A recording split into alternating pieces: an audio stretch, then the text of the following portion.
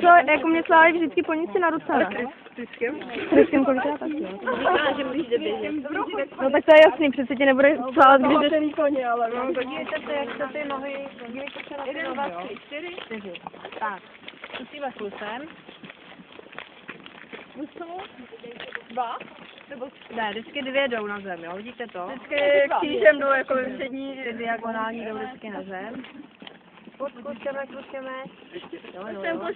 Klusem, jedu, Lukáši, jedu. Jak jdou 2 nohy vždycky na zem. A zkusíme cvahot. Pojď. Musíš rychle, jo? A tam jsou 3, ne, paní Luko? To by měl být 3. Nemůžu běžet tam, to se Můžeš. Kutonták. To jde. To bylo na kterou nohu teda. Opa!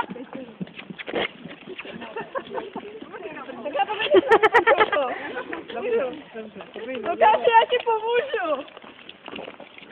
A pak vrhne. To vypadá jako když by před tím koněm utíkal.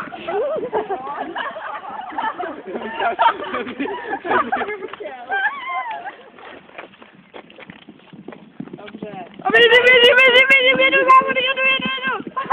Au, už to nejde.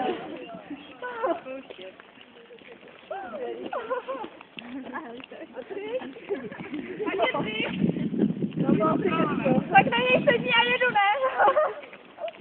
To mám chytený ze sedla. Prostě bez sedla to země, bez sedla to lepší.